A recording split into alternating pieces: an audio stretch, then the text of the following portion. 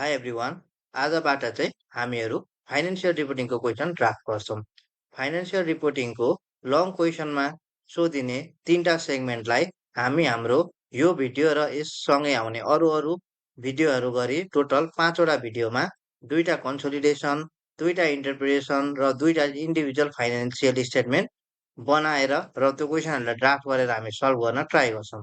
त्यसै गरी आजको हाम्रो भिडियो चाहिँ हामी ग्रुप फाइनेन्सियल स्टेटमेन्टको consolidated statement of financial position prepare गर्ने रिक्वायरमेन्ट भएको एउटा क्वेसन गर्छौँ र हाम्रो क्वेसनको नाम चाहिँ यहाँ स्क्रिनमा देखिरहेको छ। हामीले आज सल्भ गर्ने क्वेसन चाहिँ डाज एन्ड कम्पनी हो। अब हामीले गर्दै आएको र पहिल्यैबाट सुन्दै आएको कुरा के हो त, हामीले क्वेसन ड्राफ्ट गर्नुभन्दा अगाडि के गर्नुपर्छ त, जहिले पनि क्वेसनको चाहिँ रिक्वायरमेन्ट हेर्नुपर्छ। रिक्वायरमेन्ट हेरेर रिक्वायरमेन्टलाई अलिकति बुझेर एनालाइसिस गरेर अनि बल्ल हामी के गर्छौँ त, क्वेसन ड्राफ्टिङतिर जान्छौँ। अब यो हाम्रो फर्स्ट भिडियो भएकाले चाहिँ यो भिडियोमा हामीले के गर्छौँ त भन्ने कुराहरू म तपाईँहरूलाई सर सेयर गर्छु र आउँदो भिडियोहरूमा पनि यही कुराहरूलाई रिफरेन्स मानेर हामीहरू भिडियो तपाईँहरूलाई अपलोड गर्दै जान्छौँ र तपाईँहरूले पनि त्यसैसँगै तपाईँहरूको लर्निङलाई चाहिँ अगाडि बढाउँदै जानुहोला। हामीले चाहिँ यसमा के गरेका छौँ भनेदेखि सुरुमै मैले के गरिसकेको छु त, अगाडि नै क्वेसन ड्राफ्ट गरिसकेको छु र ड्राफ्ट गरेर मैले प्रोपरली सबै क्वेसनको रिक्वायरमेन्टहरूलाई एनालाइसिस गरेर ड्राफ्ट गर्छु र तपाईँहरूलाई चाहिँ अलिकति तपाईँहरूलाई अप्ठ्यारो लाग्ने पार्टमा अथवा नर्मली क्वेसन पढ्दै जाँदा एभ्री रिक्वायरमेन्टमा केलाउनलाई ट्राई चाहिँ गरेको छु। र हामीले क्वेसन ड्राफ्ट गर्न स्टार्ट गर्दाखेरि हामीले के गर्नुपर्छ, रिक्वायरमेन्ट हेर्नुपर्छ। त्यही रिक्वायरमेन्ट हेर्छौँ, बुझ्छौँ र क्वेसनले केमा आएको छ त्यही अनुसारले हामी हाम्रो ड्राफ्टिङलाई चाहिँ अगाडि बढाउँछौँ। ठिक छ। अब ल हामी चाहिँ के गरौँ त, अब सुरु गरौँ र हाम्रो यो क्वेसनको चाहिँ रिक्वायरमेन्ट के छ त, prepare the consolidated statement of financial position for Dodge and company as at 31 March 2086। हामीलाई रिक्वायरमेन्टले के भनेको छ, कन्सोलिडेटेड फाइनेन्सियल स्टेटमेन्ट बनाउनु पर्यो रे। कसको कन्सोलिडेटेड फाइनेन्सियल स्टेटमेन्ट बनाउनु पर्यो त, डाज एन्ड कम्पनीको फाइनेन्सियल स्टेटमेन्ट बनाउनु पर्यो र हाम्रो रिपोर्टिङ डेट चाहिँ कति छ त, 31 मार्च 2086 छ हो हाम्रो।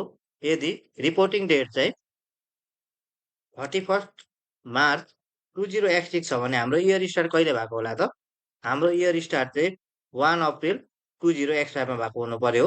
अब यो इयर स्टार्ट र एन्ड हामीलाई किन रेलिभेन्ट छ भनेदेखि नि, हामीले चाहिँ यो एक्विजिसन कहिले भएको हो, हामीले चाहिँ कुन पिरियडदेखि कन्ट्रोल एक्सर्साइज गरेको फाइनेन्सियल स्टेटमेन्ट बनाउनु पर्ने हो भन्ने कुराकानीहरू हामीलाई थाहा हुन्छ। त्यही भएर यो डेट चाहिँ हामीलाई इम्पोर्टेन्ट छ। हाम्रो रिपोर्टिङ डेट कहिले रहेछ त, 31 मार्च 2086 चाहिँ छ भने हाम्रो इयर स्टार्ट चाहिँ कहिले भएको हो, 1 अप्रिल 2085 मा चाहिँ हाम्रो इयर स्टार्ट भएको हो। अब हामीले के गर्नुपर्छ भन्ने कुरा हामीले थाहा पायौँ। अब यो क्वेसन हामीले सर हेर्ने हो भने के देखिन्छ त, माथि केही ब्याकग्राउन्ड देखिन्छ, त्यस पछाडि मुनि हेर्ने हो भने चाहिँ डाज एन्ड कम्पनी र ल्याट्रे कम्पनीको के देखिन्छ त, इन्डिभिजुअल फाइनेन्सियल स्टेटमेन्ट देखिन्छ। अनि पछाडि हेर्ने हो भने के देखिन्छ त, अझै एडिसनल इन्फर्मेसनहरू देखिन्छ हो। अब माथिको ब्याकग्राउन्ड, बिचको फाइनेन्सियल स्टेटमेन्ट र लास्टको यो नोट्सहरूलाई हामीले के गर्नु पर्यो त, इन्टरप्रेट गर्दै केलाउँदै हामीले के गर्नु पर्यो, consolidated statement of financial position बनाएर जानुपर्ने हुन्छ। ठिक छ। अब हामी के गरौँ त, क्वेसन स्टार्ट गरौँ है त। हामीले क्वेसन स्टार्ट गर्दाखेरि ब्याकग्राउन्ड हामीले पढ्छौँ भने हामीले के कस्तो इन्फर्मेसन थाहा पाउन सक्छौँ भनेर हेरौँ। हामी यहाँदेखि पढ्न स्टार्ट गरौँ अनि ल लेट्स सी के हुन्छ है त। On 1 January 2085 Dodge and company acquired 75% of Latray company equity share by a means of share exchange for 2 shares in Daj and company for every 3 shares in Latray को shares acquired। हाम्रो के भएको रहेछ त, डाज एन्ड कम्पनीले चाहिँ ल्याट्रे कम्पनीको share acquire गरेको रहेछ हो। अनि यसको बापत चाहिँ उसले के कन्सिडरेसन तिरेको रहेछ त, आफ्नो सेयर दिएको रहेछ हो। उसको प्रत्येक 3टा सेयर किन्ने बापत चाहिँ आफ्नो के गरेको रहेछ त, 2टा सेयर दिएको रहेछ। हामी अब फर्दर अगाडि पढ्दै जाऊँ है त। On that date, the further consideration was also issued to the shareholders of the Latray company in a form of $100 8% loan note for every 100 shares acquired in Latray company। अब सेयर कन्सिडरेसन सँगसँगै अर्को पनि के consideration दिएको रहेछ त, loan notes पनि issue गरेको रहेछ हो। लोन नोट कसरी इस्यु गरेको रहेछ, ल्याट्रे कम्पनीको जति पनि सेयर किन्यो डाज एन्ड कम्पनीले, त्यसको चाहिँ 100वटा सेयर बराबर एउटा लोन नोट इस्यु गर्ने रहेछ र लोन नोटको भ्याल्यु चाहिँ 100 रहेछ र लोन नोटमा कतिको इन्ट्रेस्ट तिर्नुपर्ने रहेछ त, 8% को इन्ट्रेस्ट तिर्नुपर्ने रहेछ। अब फर्दर अझै हेर्दै जान्छौँ भने हामीले के थाहा पाउँछौँ त, none of the purchase consideration nor the outstanding interest on loan note as at 31 March 2086 has yet been recorded by Darden Company. Darden कम्पनीले चाहिँ माथिको कुनै पनि कन्सिडरेसनलाई पनि रेकर्ड गरेको छैन अरे र यो लोन नोटमा आउने जुन एडिसनल इन्ट्रेस्ट छ यसलाई पनि के गरेको रहेन रहेछ त रेकर्ड चाहिँ गरेको रहेन रहेछ। अब हामीलाई के भन्छ त at the date of acquisition the share price of the Darjan company and Latre company are 3.2 and 1.8 respectively. हामीलाई यहाँनिर लास्ट पोइन्टले के को इन्फर्मेसन थियो त्यो दिन एक्विजिसनको डेटमा चाहिँ हाम्रो प्यारेन्ट र सब्सिडियरी कम्पनीको सेयरको प्राइस चाहिँ कति थियो त भन्ने कुराको इन्फर्मेसन दिएको छ हो। अब यो इन्फर्मेसनलाई हामीले यदि ब्याकग्राउन्ड ब्रेकडाउन गरेर हेर्ने हो भने हामीले के कुराहरू थाहा पाउन सक्छौँ त भनेदेखि कन्सिडरेसनको कुरा सेयरको प्राइसको कुराहरू थाहा पाउन सक्छौँ हो। अब हामीले इक्जाममा क्वेसन ड्राफ्ट गर्दा त के गर्ने हो त पढ्दै जाने हो ड्राफ्ट गर्दै जाने हो। अब यो माथिको ब्याकग्राउन्ड पढेर र तलको रिक्वायरमेन्ट पढेर हामीले बुझेको कुराहरूले हामीले के गर्न सक्छौँ त हाम्रो कन्सोलिडेटेड स्टेटमेन्ट अफ फाइनेन्सियल पोजिसनको चाहिँ working one group structure prepare गर्न सक्छौँ र यो ब्याकग्राउन्डमा दिएको इन्फर्मेसनलाई के लाउन सक्छौँ हो। मैले यहाँनिर अगाडि नै यो क्वेसनलाई ड्राफ्ट गरेर राखिरहेको छु। अब तपाईँहरूलाई के कसरी ड्राफ्ट गर्दा सजिलो हुन्छ भन्ने कुरा म देखाउँछु है त। हामीले ग्रुप स्ट्रक्चर बनाउँदाखेरि ग्रुप स्ट्रक्चरमा हामीले देखाउनु पर्ने इन्फर्मेसनहरू के हो पहिलो कुरा हामीले के थाहा पाउँछौँ प्यारेन्ट कम्पनी के हो प्यारेन्ट कम्पनी चाहिँ हाम्रो डार्जन कम्पनी हो। त्यस पछाडि सब्सिडियरी कम्पनी हाम्रो के हो सब्सिडियरी कम्पनी चाहिँ हाम्रो ल्याट्रे कम्पनी हो। अनि हाम्रो डेट अफ एक्विजिसन कहिले हो त 1 जनवरी 2016 हो। हाम्रो डेट अफ एक्विजिसन चाहिँ 1 जनवरी 2016 हो। हाम्रो इयर इन कहिले हो हाम्रो इयर इन चाहिँ यहाँनिर रिक्वायरमेन्टमा हेर्दाखेरि 31 मार्च 2016 हो।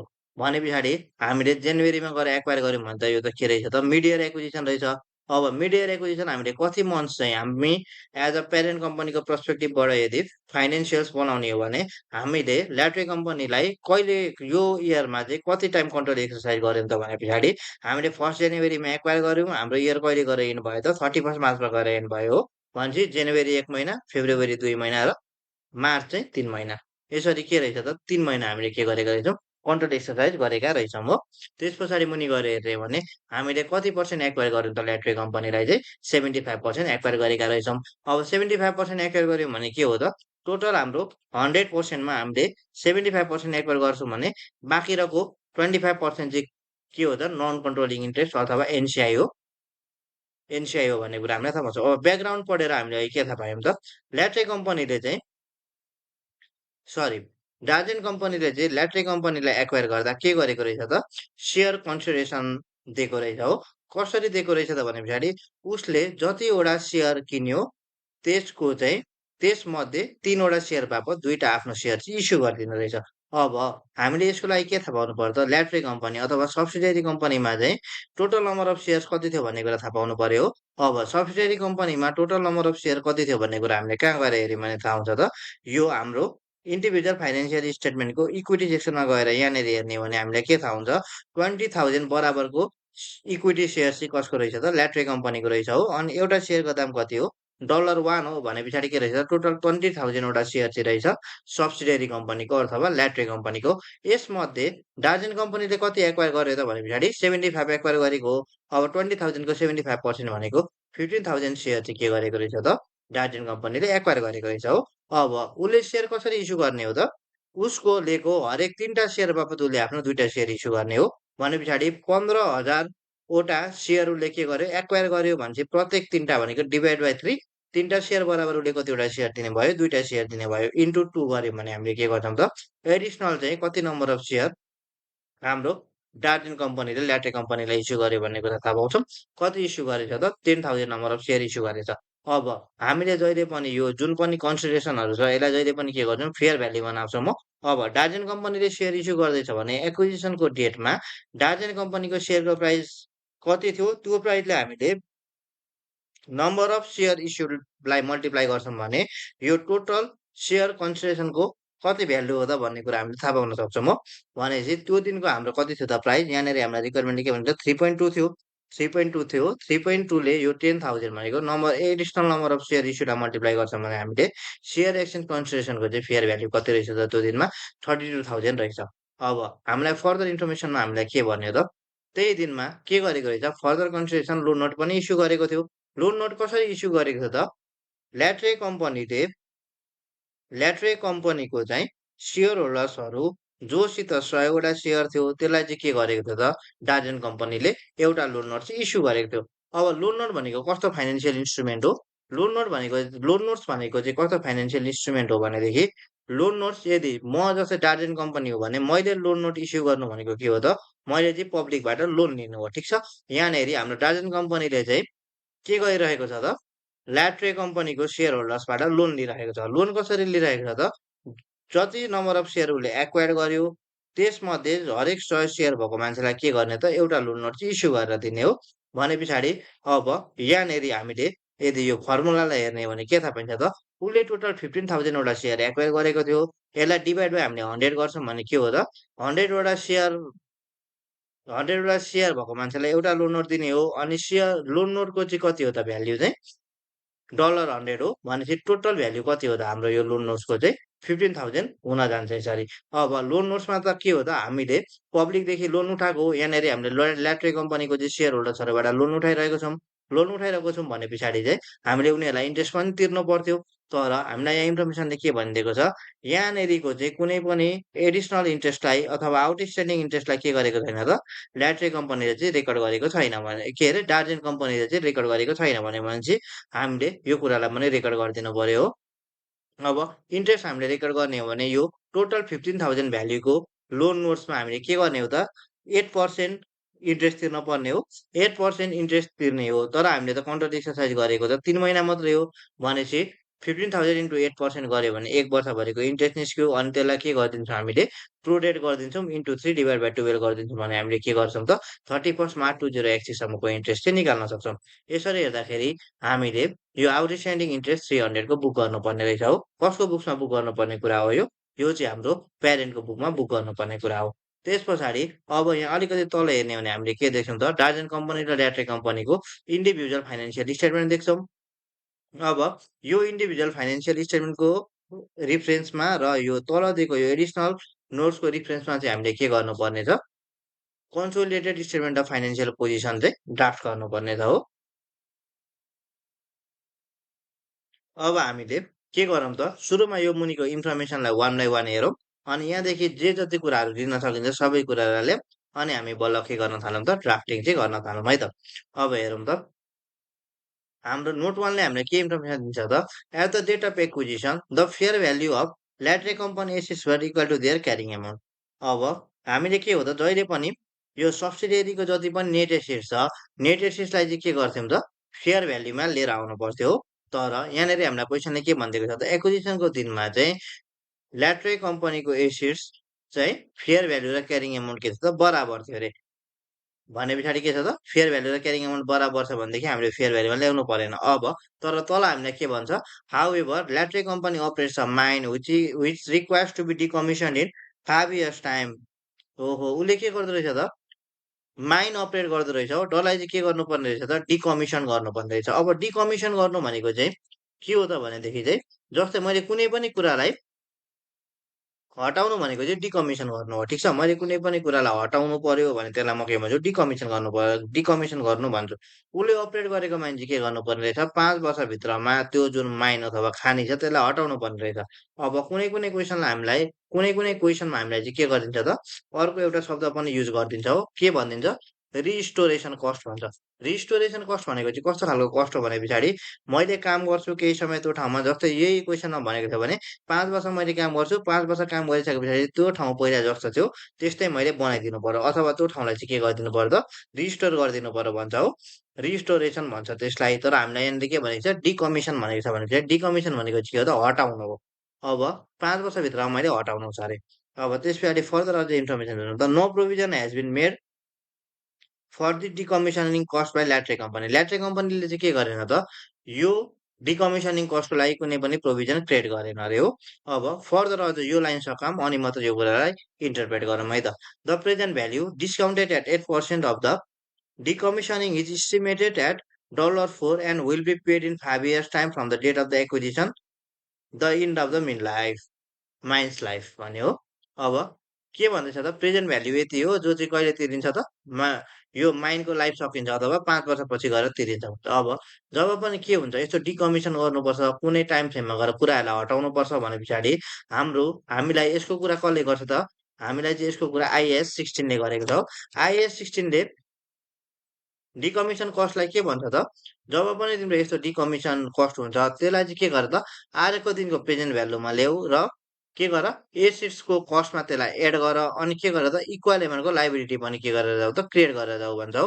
हामीलाई क्वेसनले के गरेछ त, यो 4 मिलियन चाहिँ के हो अरे त, 5 वर्ष पछाडिको एमाउन्टको आजको प्रेजेन्ट भ्यालु चाहिँ कति हो अरे? 4 मिलियन हो अरे। भने पछाडि आइएस 16 अनुसार हामीले के गर्छौँ?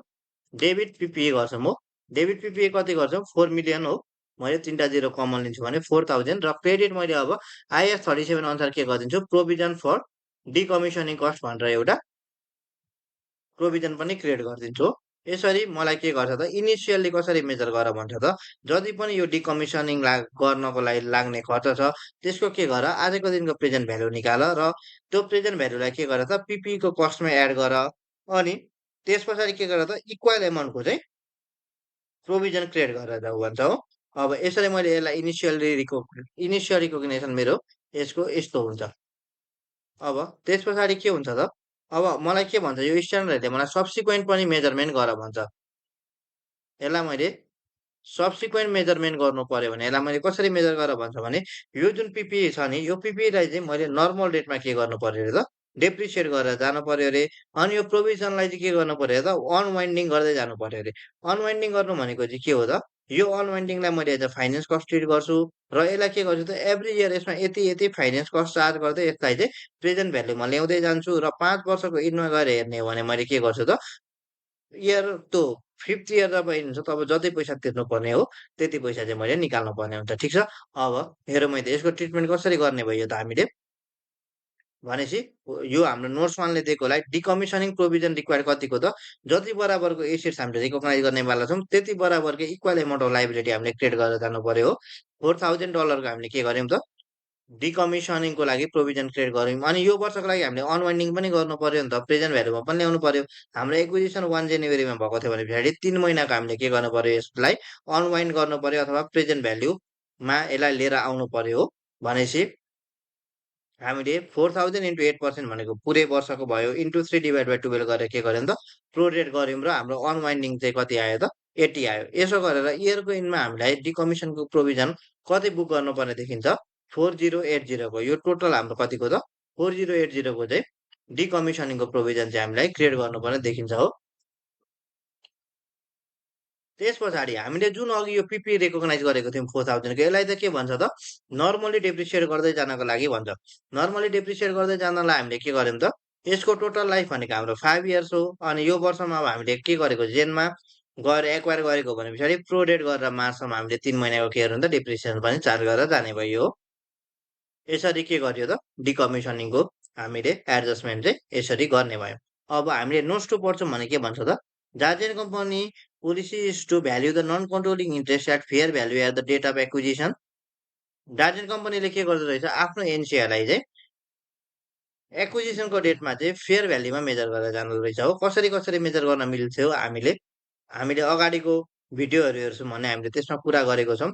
कसरी मेजर गर्न मिल्छ त, कि त हामीले के गर्नु पर्यो, फेयर भ्याल्यु मेथडमा मेजर गर्नु पर्यो, कि त प्रोपोर्सनेट एनालिसिस मेथडमा चाहिँ मेजर गरेर जानु पर्यो हो। अब फेयर भ्याल्यु मेथडमा मेजर गर्न के छ त, सजिलो पनि छ, आनन्द पनि छ है। जस्तै मैले के गर्नु पर्यो, एनसिआई चाहिँ मेरो एक्विजिसनको डेटमा एनसिआईको फेयर भ्याल्यु कति थियो त भनेर थाहा पाउनको लागि मैले के गर्छु त, एनसिआईको नम्बर अफ सेयर्स निकाल्नु पर्यो हो। टोटल हाम्रो सब्सिडियरीको कति हो त सेयर, 20,000 वटा सेयर हो। 20,000 मा 75% हाम्रो हो भने पछाडि 25% कसको हो त, एनसिआईको हो। भनेपछि total number of share into NCI percentage गरिदिन्छु मैले भने चाहिँ के पाउँछु त, total number of share into NCI percentage गरिदिन्छु मैले भने के पाउँछु त, टोटल नम्बर अफ सेयर एनसिआईको कति हुने रहेछ, 5,000 हुने रहेछ हो। अनि यो एनसिआईलाई त मैले केमा मेजर गर्नु पर्यो त, सब्सिडियरीको फेयर भ्यालुमा, सब्सिडियरीको सेयर प्राइसमा मेजर गर्नु पर्यो भने चाहिँ सब्सिडियरीको सेयर प्राइस एक्विजिसनको डेटमा कति छ त, 1.8 छ। भने पछाडि यसलाई नै मैले के गरिदिन्छु त, total number of share of एनसिआईको सेयरलाई सेयर प्राइसले मल्टिप्लाई गर्छु भने fair value of NCI acquisition मैले निकाल्छु हो। यसो गर्दाखेरि मेरो fair value of NCI acquisition कति हुने रहेछ, 9000 हुँदो रहेछ हो। अब मैले के गरेँ त, एनसिआईको फेयर भ्याल्यु थाहा पाएँ। अब मैले के गर्छु, नोट थर्डमा गएर हेर्ने हो भने के भनेको छ, the inventory of Latric company includes the good brought from Darjen company for 2.1 million. अब यो इन्फर्मेसन हेरेर हामीले के थाहा पाइन्छ त यहाँनिर चाहिँ इन्ट्रा ग्रुप ट्रान्जेक्सन हुँदो रहेछ है। इन्ट्रा ग्रुप ट्रान्जेक्सन भनेको के हो त प्यारेन्ट र सब्सिडियरी बिच के हुँदो रहेछ त कारोबार हुँदो रहेछ हो। अब के भन्दैछ त डार्जिलिङ कम्पनीको चाहिँ इन्भेन्ट्रीमा 2.1 मिलियनको सामान देखिएको छ। कोदेखि किनेको त दार्जिलिङ कम्पनीदेखि किनेको भने पछाडि इयरको इन्डमा गएर ग्रुपमा के ग्रुपले ग्रुपसित भएको इन्टर ग्रुप ट्रान्जेक्सनको इन्भेन्ट्री चाहिँ के छ त बसिरहेको छ अथवा के भएको छैन रियलाइज भएन ग्रुपभित्रै बस्यो हो। भने पछाडि अब यसको ट्रिटमेन्ट कसरी गर्ने भन्ने कुरा हामी हेर्छौँ है त। Darjeeling company apply the consistent markup on cost of 40% when arriving at is selling price. Darjeeling कम्पनीले चाहिँ के गर्छ अरे त मार्कअप अप्लाई गर्छ अरे। कति मार्कअप अप्लाई गर्छ 40% मार्कअप चाहिँ अप्लाई गर्छ अरे आफ्नो सेलिङ प्राइसमा हो। भने पछाडि अब अनरियलाइज प्रफिट हामीले कसरी हिसाब गर्ने त भन्ने कुरा हामी हेर्दै जान्छौँ है। अब यो इन्फर्मेसनलाई पुरै पढौँ अनि यसको एडजस्टमेन्ट चाहिँ के गरौँ त एज अ होल एकैचोटि हेरौँ। On 28 March 2026, Dargin Company dispatched goods to Latre Company with the selling price of 700,000। अब 28 मार्चमा गएर चाहिँ के गर्यो त दार्जिलिङ कम्पनीले चाहिँ ल्याट्रे कम्पनीलाई सामान पठायो अरे। कतिको सामान पठायो त $700को $700,000 चाहिँ सामान पठायो अरे। अब 28 मार्च भनेको त कहिले हो त हाम्रो इयर इन 31 मार्चमा आउँछ भने पछाडि इयर इन हुनुभन्दा अलिकति 2-3 दिन जति अगाडि चाहिँ के गरेको रहेछ सामान पठाएको रहेछ। This goods were not received by Latre company until after the year end date and so have not been included in the above inventory at 31 March 2026। ओहो के भएको रहेछ त यो ल्याट्रे कम्पनीले चाहिँ यो जुन 28 मार्चमा हाम्रो दार्जिलिङ कम्पनीले सामान पठायो त्यो सामान चाहिँ इयर इन 31 मार्च 2026सम्म रेकर्ड गरेन। त्यो भएर यो जुन यो 2.1 मिलियनको इन्भेन्ट्री छ नि यहाँ चाहिँ के गरेको छैन अरे त यो कुरालाई इन्क्लुड गरेको छैन अरे। अब यस्तो कुराले के डिनोट गर्छ त भने पछाडि एउटा पार्टीले के गरिसक्यो सामान पठाइसक्यो तर अर्को पार्टीले चाहिँ सामान रिसिभ गरेको छैन भने पछाडि यस्तो कन्डिसनलाई हामीले के भन्छौँ गुड्स इन ट्रान्जिट भन्छौँ हो। यहाँ पनि गुड्स इन ट्रान्जिटको चाहिँ के रहेछ त एउटा कन्डिसन रहेछ। अब यो गुड्स इन ट्रान्जिटलाई कसरी हामीले एडजस्टमेन्ट गरेर जान्छौँ भन्ने कुरा हामीले के गर्छौँ त अगाडि हेर्दै जान्छौँ। अब हेरौँ है त 31 March 2026 Darjeeling company record shows a receivable due from Latre company of 3 million. के देखिएको रहेछ त इन्ट्रा ग्रुप ब्यालेन्स पनि देखिँदो रहेछ हो। हाम्रो चाहिँ दार्जिलिङ कम्पनीको बुक्समा हेर्ने हो भने ल्याट्रे कम्पनीबाट कति पाउन देखिन्छ अरे 3 मिलियन पाउन देखिन्छ अरे। अब अगाडि फर्दर पढ्ने हो भने this differ to the equivalent payable in Latre company record due to the goods in transit. अब यो चाहिँ के छ अरे त भन्दाखेरि ल्याट्रे कम्पनी जसरी दार्जिलिङ कम्पनीकोमा 3 मिलियनको रिसिभेबल देखिन्छ भने ल्याट्रे कम्पनीकोमा पनि त 3 मिलियनको पेएबल देखिनु पर्थ्यो। तर यहाँनिर चाहिँ के छ अरे फरक छ अरे हो। दुइटाको बुक्समा के छ रिसिभेबल र पेएबल फरक देखेको छ। के रिजनले गरेर त अहिलेको जुन हाम्रो त गुड्स इन ट्रान्जिट छ 700,000को सामान त्यो रिजनले गरेर चाहिँ के देखेको हो फरक देखिएको हो भन्दैछ। अब फर्दर अझै तल पढ्ने हो भने चाहिँ the intra group reconciliation should be achieved by assuming that Latre company had received the goods in transit before the year end। अब हामीलाई यो इन्ट्रा ग्रुप रिकन्सिलिएसन गर्दा चाहिँ के एज्युम गर्नको लागि सजेस्ट गर्छ त ल्याट्रे कम्पनीले चाहिँ जुन त्यो गुड्स इन ट्रान्जिट छ त्यो चाहिँ इयर इन भन्दा अगाडि नै पायो है भन्ने एजम्सनमा चाहिँ हामीलाई के गर्नलाई भन्दैछ त एडजस्टमेन्ट गरेर जानलाई भन्दैछ। अब यो त के थियो त लामो थियो यहाँनिर हाम्रो इन्ट्रा ग्रुप ट्रान्जेक्सन भयो त्यहाँदेखि पर्टको कुरा आयो अनि इन्ट्रा ग्रुप के छ त ब्यालेन्स पनि देखिरहेको छ भने पछाडि अब यो कुरालाई हामी के गरौँ त ब्रेकडाउन गर्न खोजौँ है त।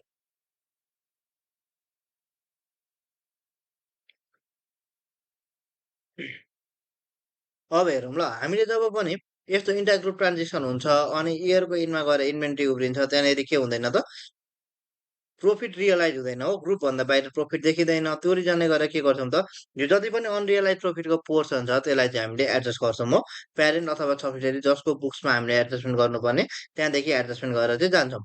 अब त्यसको लागि हामीले कसको बुक्समा एडजस्टमेन्ट गर्ने भन्ने कुरा थाहा पाउनको लागि चाहिँ के थाहा पाउनु पर्ने हुन्छ सेलर को हो त भन्ने कुरा थाहा हुनुपर्छ। हामीलाई यहाँनिर क्लियरली सेलर को हो भनेर डिनोट गर्छ त हाम्रो दार्जिलिङ कम्पनीदेखि किनेको सामान ल्याट्रेकोमा उब्रिरहेको छ भने पछाडि दार्जिलिङ कम्पनी सेलर हो अर्थात् प्यारेन्ट कम्पनी चाहिँ सेलर हो। प्यारेन्ट कम्पनी सेलर हो भने पछाडि के कति कुरा प्यारेन्टकोमा एड्रेस गर्नुपर्छ भन्ने कुरालाई हामीले बुझ्नुपर्ने हुन्छ ठिक छ।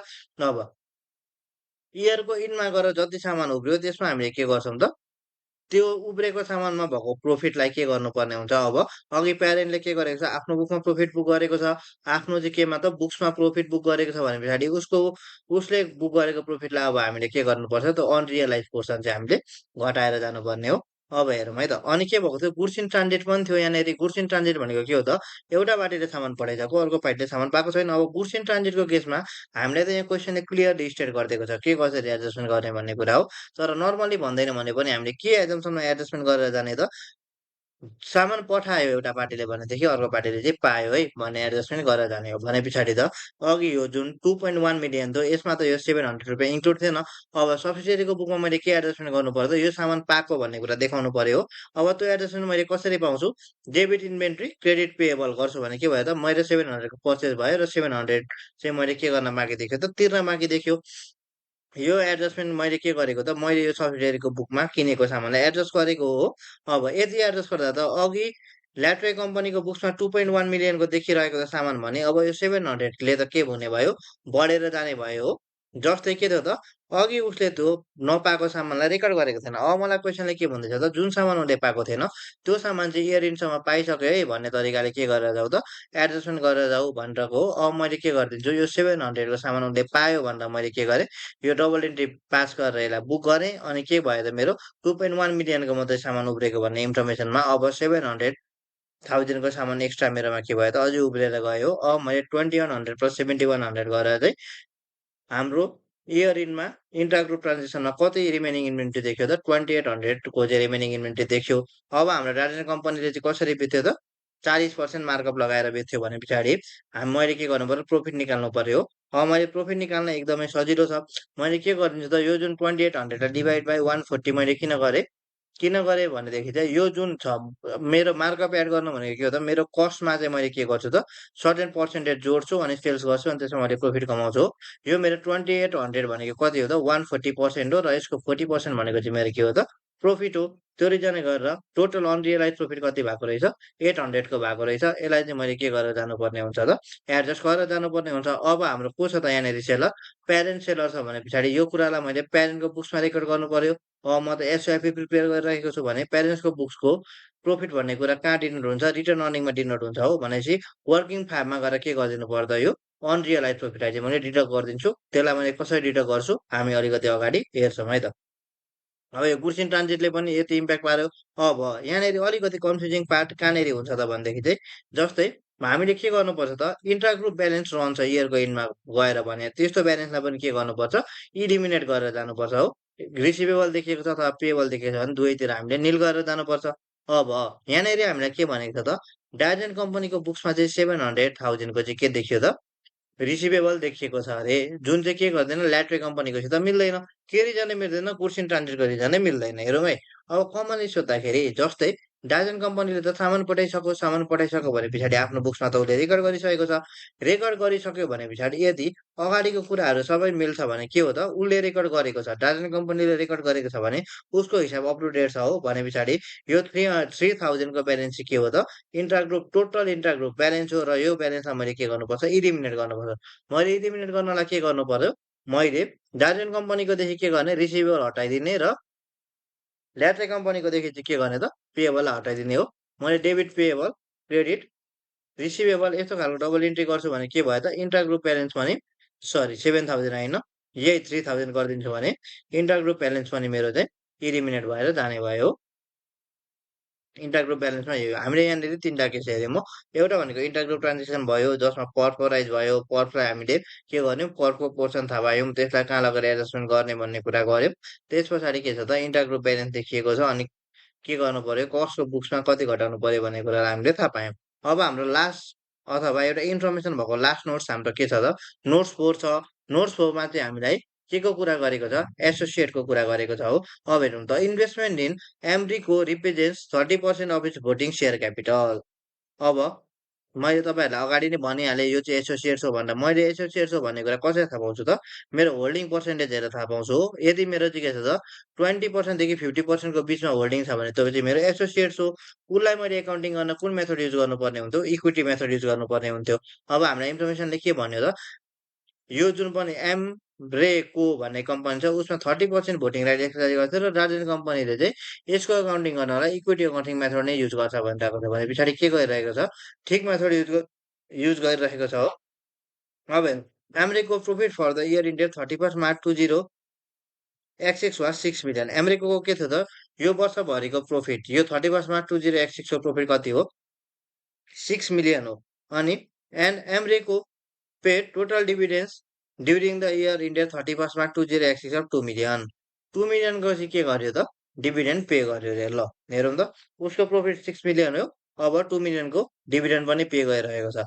अब हेरौँ है त यसलाई के कसरी एडजस्टमेन्ट गर्छौँ भन्ने कुरा हेरौँ। सुरुमा सबै इन्फर्मेसन पढिसकौँ अनि हेरौँ है।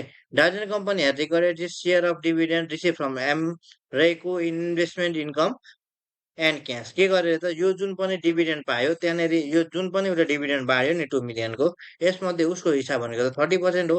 यो डिभिडेन्ड पाएको पैसालाई चाहिँ के गरिसक्यो अरे त दार्जिलिङ कम्पनीले चाहिँ रेकर्ड गरिसक्यो अरे। ठिक छ कसरी रेकर्ड गर्यो इन्भेस्टमेन्ट इन्कममा र क्यासमा रेकर्ड गर्यो अरे। अब हामीले बुझौँ है त हामीले एसोसिएटको केस आयो भने के गर्छौँ एसोसिएटलाई हामीले कन्सोलिडेट गर्दैनौँ। किन कन्सोलिडेट गर्दैनौँ भने पछाडि त्यसमा चाहिँ हामीले के गर्दैनौँ त कन्ट्रोल चाहिँ एक्सर्साइज गर्दैनौँ त्यो रिजनले गर्दा त्यसलाई के नगरेको हो कन्सोलिडेट चाहिँ नगरेको हो। तर हाम्रो के हुन्छ त जस्तै यहाँनिर एसओएफपीमा गएर हेर्छौँ भने यहाँनिर हेर्नु त इन्भेस्टमेन्ट इन सेयर इन एमरेको एट 31 अप्रिल 20x5 हाम्रो चाहिँ इयर स्टार्ट हुँदाखेरि कति छ त क्यारिङ एमाउन्ट यो इन्भेस्टमेन्टको 4500 थियो। यही क्यारिङ एमाउन्टमा यो वर्षभरिको नाफा अर घाटामा मेरो जति पनि पर्सेन्टेज हुन्छ त्यसलाई मैले लिन्छु र के हुन्छ त मैले क्लोजिङ क्यारिङ एमाउन्ट इन्भेस्टमेन्टको चाहिँ क्लोजिङ क्यारिङ एमाउन्ट कति हो भन्ने कुरा निकाल्छु हो। अब यो क्वेसनमा त टोटल प्रोफिट अफ एसोसिएट एसोसिएटको प्रोफिट कति थियो एसोसिएटको प्रोफिट चाहिँ हाम्रो 6 मिलियन थियो 6 मिलियनको प्रोफिट थियो। अब 6 मिलियनको प्रोफिट थियो 2 मिलियनको डिभिडेन्ड बाँड्यो 2 मिलियनको डिभिडेन्ड बाँडे बापत दार्जिलिङ कम्पनीले के गर्यो त डिभिडेन्डको आफ्नो हिस्सालाई चाहिँ के गरिसक्यो बुक्समा रेकर्ड गर्यो अरे। अब हेर्नु है जस्तै उसले 6000को प्रोफिट कमायो हो 6000को प्रोफिट कमायो भने पछाडि 6000को प्रोफिटमा हाम्रो हिस्सा कति हो त 30% थियो। यो प्रोफिटमा हाम्रो हिस्सा चाहिँ 30% थियो 30% भनेको 1800 हो। अब उसले के गर्यो भनेदेखि यो जुन 2000को डिभिडेन्ड थियो नि यो 2000को डिभिडेन्डमा आफ्नो हिस्सा इन्टु 30% चाहिँ बुक गरिसक्यो। अब हेर्नु ल यही प्रोफिट हो यही प्रोफिटबाट उसले 2000को डिभिडेन्ड बाँडेको छ। अब यहाँनिर के गर्यो त एकचोटि डिभिडेन्डको पैसा हामीले रेकर्ड गरिसक्यौँ। अब फेरि यो टोटल एमाउन्ट हामीले रेकर्ड गर्यौँ भने त के हुने भयो डबल काउन्ट हुने भयो हो। अब डबल काउन्ट कसरी हुन्छ त जस्तै यही 6000बाट उसले डिभिडेन्ड बाँड्ने हो। ठिक छ डिभिडेन्ड बाँड्यो 2000को 2000को डिभिडेन्ड मध्ये हाम्रो 30% हामीले बुक्समा रेकर्ड गरिसक्यौँ रे ठिक छ। यो 2000 रुपियाँ हामीले के गर्यौँ त सरी यो 600 रुपियाँ चाहिँ हामीले के गर्यौँ बुक गरिसक्यौँ। भने पछाडि अब फेरि यो 6000को 18%लाई लिन्छौँ भने त के हुने भयो डबल काउन्ट हुने भयो हो। त्यही प्रोफिट के गर्ने भयो त एकचोटि चाहिँ डिभिडेन्ड भनेर एकचोटि चाहिँ हामीले सेयर अफ प्रोफिट भनेर लिने भयौँ। त्यस्तो गरेर त फेरि मिल्दैन।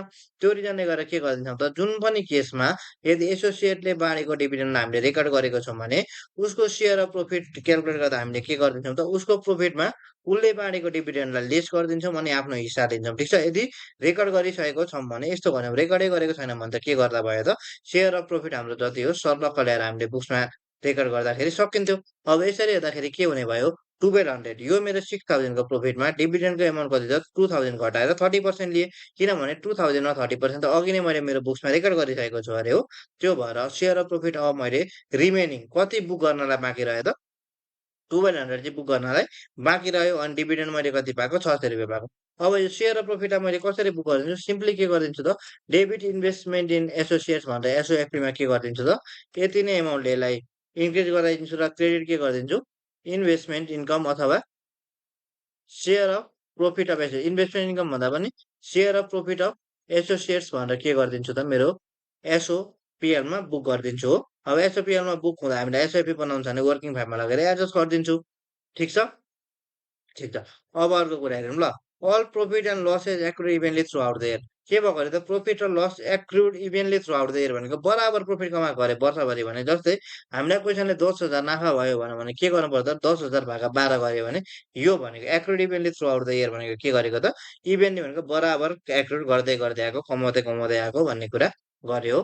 त्यस पछाडि के भन्यो त there was no impairment loss within the group for the year ended 31 March 2026 31 March 2026 मा चाहिँ के थिएन अरे कुनै पनि इम्पेयरमेन्ट भएन अरे ग्रुपमा भन्यो। के भएन अरे त इम्पेयरमेन्ट भएन अरे भने पछाडि गुडविलमा हुन्थ्यो इम्पेयरमेन्ट जेनरली अथवा हाम्रो चाहिँ इन्भेस्टमेन्ट एसोसिएटमा भएको इन्भेस्टमेन्टमा हुन्थ्यो भने चाहिँ यो क्वेसनमा के छैन त इम्पेयरमेन्टको कुरा चाहिँ छैन अरे। ठिक छ अब हामी के गरौँ त वर्किङ्स गरौँ अनि त्यस पछाडि एसआइपी बनाउनतिर लागौँ है त। ल अब हामीले के गर्यौँ त यो जति पनि इन्फर्मेसन छ यो सबै इन्फर्मेसनलाई वान बाई वान हेऱ्यौँ त्यसको वर्किङहरू गऱ्यौँ र एडिसनली अब हामीले के गर्नु पर्यो त वर्किङ्स देखाउनु पर्यो वर्किङ गर्नु पर्यो र त्यस पछाडि के गर्नु पर्यो त finally statement of financial position चाहिँ बनाएर जानु पर्यो हो अब हामीले के गर्यौँ ग्रुप स्ट्रक्चर त अघि नै बनाइसक्यौँ ग्रुप स्ट्रक्चरबाट के थाहा पायो प्यारेन्ट कम्पनीको हो सब्सिडियरीको हो कहिले किन्यो प्यारेन्टको होल्डिङ कति हो नन कन्ट्रोलिङ इन्ट्रेस्ट कति हो यो कुराहरू थाहा पाइयो हो त्यस पछाडि वर्किङ टूमा हामीले के गर्छौँ नेट एसिस अफ सब्सिडियरी गर्छौँ हो नेट एसिस अफ सब्सिडियरी हामीले कुन डेटको लिनु पर्यो त एक्विजिसन रेटको लिनु पर्यो र यसलाई के गर्छौँ हामीले फेयर भ्याल्युमा मेजर गर्नु पर्यो एभ्री जति पनि छ नेट एसिसको कुराहरूलाई चाहिँ share capital share premium return earning यस्तो कुराहरूलाई छाडेर अरू कुराहरूलाई ठिक छ जुनलाई चाहिँ फेयर भ्याल्युमा मेजर गर्न सकिन्छ नि त्यस्तो कुराहरूलाई चाहिँ फेयर भ्याल्युमा मेजर गरेर जानु पर्यो net interest of subsidy rate acquisition हामीले के गर्छौँ W2 अथवा वर्किङ टूमा चाहिँ हिसाब गर्छौँ हामीले यसलाई थ्री कलम एप्रोचमा गऱ्यौँ भने एकदमै सजिलो हुन्छ एक्विजिसनको डेटमा यो भयो रिपोर्टिङ डेटमा यो थियो भने पछाडि पोस्ट एक्विजिसन रिजर्भ कति हो भन्ने कुरा निकाल्नको लागि हामीलाई के हुन्छ त एकदमै सजिलो हुन्छ अब हेरौँ ल सेयर क्यापिटल हाम्रो के हो त नेट एसेट्स भनेको के हो पहिलो कुरा त हामी यहाँदेखि हेरौँ है हाम्रो नेट एसेट्स भनेको के हो त हाम्रो total assets minus total liabilities भनेको हाम्रो के हो नेट एसेट्स हो total assets minus minus total liabilities गर्ने हो भने हाम्रो के उब्रिन्छ त इक्विटी उब्रिन्छ सब्सिडियरीको नेट एसेट्स भनेको के हो त उसको इक्विटी हो अब इक्विटीको यहाँनिर जुन पनि दिएको छ नि हाम्रो क्वेसन यहाँनिर यहाँनिर हामीलाई जुन पनि यहाँनिर इक्विटीको पार्टमा दिएको छ नि यो इक्विटीको पार्ट चाहिँ के हो त रिटर्न अर्निङमा हो अनि यसमा के छ त यदि लाइबिलिटिजमा कुनै एडजस्टमेन्ट छ एसेट्समा कुनै एडजस्टमेन्ट छ भने के गर्नु पर्छ त्यसलाई फेयर भ्याल्युको हामीले त्यहाँनिर एडजस्टमेन्ट गर्दै गर्दै के गर्नु नेट एसेट्समै त्यसको कम्प्लिट इम्प्याक्ट दिन्छ म यदि एसेट्स सब बढ्यो भने बढाउनु पर्यो घट्यो भने घटाउनु पर्यो लाइबिलिटी बढ्यो भने त्यसले के गर्छ नेट एसेट्सलाई घटाउँछ हो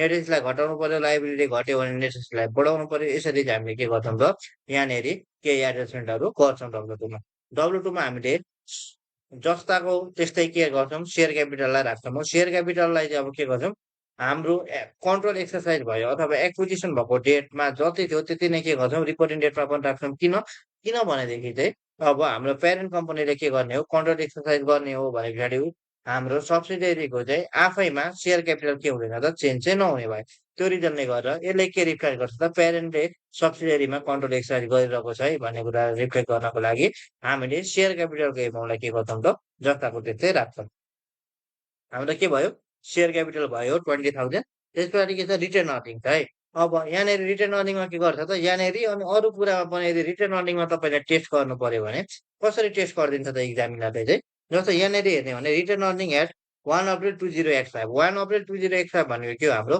इयरको स्टार्ट हो इयरको स्टार्टमा यदि सब्सिडीको रिटर्न अर्निङ हेर्ने भने कति छ 19,000 छ अनि for the year ended 31 March 20x6 भनेर यहाँनिर दियो नि यो चाहिँ के हो त प्रोफिट हो क्या यो वर्षको प्रोफिट हो यो वर्षको डाइजेन कम्पनीको प्रोफिट 16,000 सब्सिडीको प्रोफिट कति हो त 8,000 अब हामीलाई त एक्विजिसनको दिनको के चाहिएको रिटर्न अर्निङ चाहिएको एक्विजिसनको दिनको के चाहिएको रिटर्न अर्निङ चाहिएको भने चाहिँ हामीले यसलाई कसरी हिसाब गर्न सक्छौँ हामीले यो कुरा अघि नोट्स फार्ममा हेरेको हो अब हेरौँ है यसलाई दुईटा तरिकाबाट निकाल्न सकिन्छ कि त हामी अगाडिबाट पछाडि जान्छौँ कि त के गर्छौँ त पछाडिबाट चाहिँ अगाडि आउँछौँ म तपाईँहरूलाई दुइटैमा एप्रोचबाट यो गरेर देखाउँछु र फ्रिक्वेन्टली यदि रिटर्न अर्निङको पार्टमा चेक गर्छ भने यो कुराहरू चेक गरिरहन्छ हाम्रो जस्तै रिटर्न अर्निङ मैले के गरेँ त 1 अप्रिल 20x5 लिन्छु यसमा टोटल वर्षभरिको प्रोफिट के गर्छु त राख्छु यहाँ हो टोटल वर्षभरिको प्रोफिट राख्छु अनि यसलाई के गरिदिन्छु यो वर्षभरिको प्रोफिटमा त मेरो के हो 3 महिना मात्रै यो प्रोफिट इन्टु 3/12 गरेर मैले एक्विजिसन पछाडिको प्रोफिटलाई लिन्छु अनि यो मेरो 19,000 ओपनिङमा के गर्छु पोस्ट एक्विजिसनको मेरो प्रोफिटलाई जोडेर मैले हेर्छु भने यसरी के गर्छु त यसरी सरी यसरी त्यसरी होइन ल यसरी चाहिँ के गर्छु त